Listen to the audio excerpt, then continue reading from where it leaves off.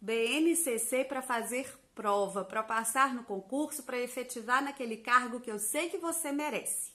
É isso que eu vim trazer para você nessa nova série do canal, em que os vídeos sairão às sextas-feiras e nós falaremos dessa parte mais teórica da Base Nacional Comum Curricular.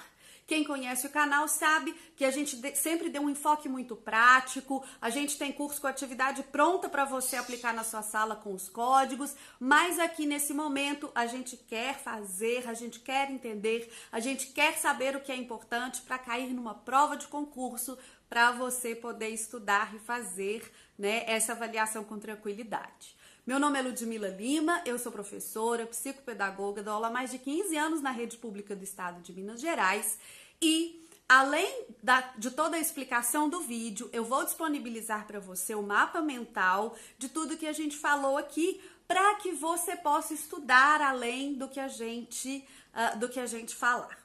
Eu sugiro, professora, que você tenha em mãos um caderno, material para anotar, porque eu vou falar algumas palavras-chave que serão importantes na compreensão e que poderão cair em questões de prova. Então, tenha em mãos material para anotar, porque isso vai te ajudar a se lembrar de tudo depois, ok? Primeiro, vamos entender o que é a BNCC, o que é a Base Nacional Comum Curricular, para a gente não incorrer num erro comum que é confundi-la com um currículo. Então, a BNCC, o nome já dá uma dica, Base Nacional Comum Curricular vou ler para falar exatamente como está lá. Um documento de caráter normativo que define o conjunto orgânico e progressivo de aprendizagens essenciais que todos os alunos devem desenvolver ao longo das etapas e modalidades da educação básica. Vamos destacar aqui a palavra normativo. Então, a BNCC é um documento normativo. Isso significa que tem força de lei. Se é documento normativo, tem força de lei. É diferente, por exemplo, dos PCN, Parâmetros Curriculares Nacionais, porque este é um documento orientador. Então, PCN é documento orientador, diferente da BNCC, que é um documento normativo, portanto, tem força de lei. E o que traz esse documento? Ele traz o conjunto das aprendizagens essenciais, o direito de aprendizagem de todas as crianças, não só das crianças, né? Porque a gente tem também, além da educação infantil e do Fundamental 1, o Fundamental 2 e o médio. Então, o direito de aprendizagem dos estudantes em cada etapa e modalidade de ensino. Então, a BNCC vai fazer essa separação, né, por etapa e modalidade de ensino. Então, força de lei, normativo tem força de lei, não é apenas um documento orientador. Isso é importante, destaca essa palavra, porque ela pode cair aí em questões e você precisa saber. Então, vamos lá. Precisamos saber quais são os princípios orientadores da BNCC. E quais são eles? Os princípios orientadores da BNCC são éticos, políticos e estéticos. Isso porque ético diz respeito à relação com os outros. Este sujeito, ele vai relacionar-se com os outros e a educação vai trazer, né, essa possibilidade de relacionar-se bem, relacionar-se com ética. Políticos, porque a formação desse indivíduo é a formação de um cidadão. E estéticos, no que diz respeito à produção humana. Então, princípios orientadores, éticos, políticos e estéticos. Qual seria, então, o foco da BNCC? Nós já falamos dos princípios orientadores, então qual seria o foco da BNCC? O foco é o desenvolvimento de competências. Desenvolvimento de competências. Então, a gente trabalha diversas habilidades e desenvolve competências. Eu vou ler para você o que é competência segundo a BNCC, tá? Para a gente não confundir com conteúdo, para a gente não confundir com as próprias habilidades. O que é competência de acordo com a BNCC? Veja só. Na BNCC, competência é definida como a mobilização de conhecimentos, conceitos e procedimentos, habilidades práticas, cognitivas e socioemocionais, atitudes e valores para resolver demandas complexas da vida cotidiana, do pleno exercício da cidadania e do mundo do trabalho. Então, veja só. Competência é a mobilização de habilidades, é a mobilização de conhecimentos. Quando a gente diz conceitos e procedimentos, então, conceitos, saber o que é, saber definir, procedimentos, saber operar, saber resolver, né, uma operação, por exemplo. Práticas cognitivas e socioemocionais, né? Habilidades práticas cognitivas e socioemocionais, atitudes e valores para resolver problemas complexos. E aqui a gente diz, olha, da vida cotidiana, do pleno exercício da cidadania e do mundo do trabalho, o que remete um pouco aos princípios orientadores, né? O pleno exercício da cidadania, estamos formando cidadãos, ético aqui da vida cotidiana, da relação com os outros e tudo mais. A BNCC vai trazer competências gerais, que são 10, então 10 competências gerais, e competências específicas para cada componente curricular. Aqui, nessa parte mais introdutória, nós vamos falar das 10 competências gerais. É evidente que você não vai memorizar cada uma das competências gerais, porque ela é um texto significativamente grande. Mas cada uma dessas competências gerais, elas vão remeter a uma ideia. Então, a primeira, né, a competência geral número 1, é relacionada ao conhecimento. Valorizar, conhecer o conhecimento que foi acumulado pela humanidade, o conhecimento produzido pela humanidade. Então, conhecimento. Número 2 é o pensamento científico, crítico e criativo. Então, compreender o que é conhecimento científico, pensamento científico e lidar com ele com crítica e criatividade para propor aí, né, para propor soluções para problemas que nós temos na humanidade.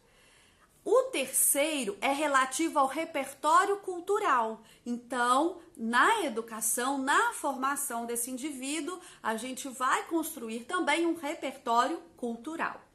O quarto é relativo à comunicação. A quarta competência é relativa à comunicação. Então, você conhece, você tem um repertório, você entende um pensamento científico, você tem que ser capaz de se comunicar com eficiência. A competência número 5 é relativa à cultura digital. Então, hoje, no mundo que a gente vive, é necessário, né, que o indivíduo tenha uma formação em cultura digital, uma compreensão da cultura digital. A sexta competência é relativa ao trabalho e projeto de vida. Isso até vai aparecer lá no ensino médio, né? Então, trabalho e projeto de vida é uma das competências, é a competência número 6, né? Competência geral número 6 da BNCC. A competência número 7 é relativa à argumentação, saber argumentar, né? Saber desenvolver argumentos com base em fatos, né? Que sejam argumentos reais, argumentos éticos e tudo mais. Número 8 é o autoconhecimento e o autocuidado. Conhecer-se, apreciar-se, ter decisões que sejam boas para si, para o seu cuidado, para a sua saúde, né? A número 9 é relativa à empatia e cooperação. Veja aqui que o socioemocional vem forte na 8 e na 9, né? A 8 mais o emocional, eu me conheço, eu sei superar as minhas dificuldades, eu cuido de mim. A 9 eu conheço o outro, eu sou capaz de lidar com o outro, né? Cooperar com o outro.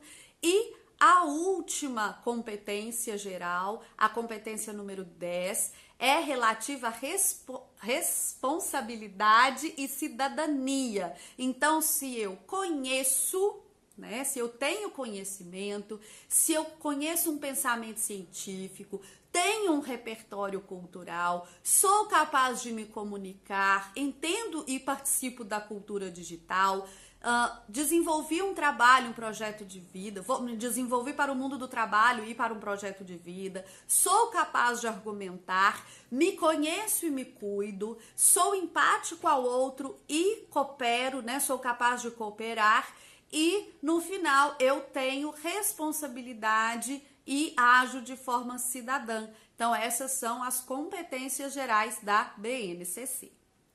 Bom, qual é o compromisso da BNCC? Eu vou ficar repetindo para que você memorize, para que você internalize. Nós falamos dos princípios orientadores, ético, político e estético. Nós falamos do foco, desenvolvimento de competências e temos 10 competências gerais. E o compromisso? O compromisso da BNCC é um compromisso com uma educação integral. Não confundir com tempo integral, tá? Isso é muito importante para não cair em pegadinha. Não confundir com educação em tempo integral. Aqui nós estamos falando de educação integral. Integral no sentido de não desenvolver apenas as competências cognitivas e intelectuais.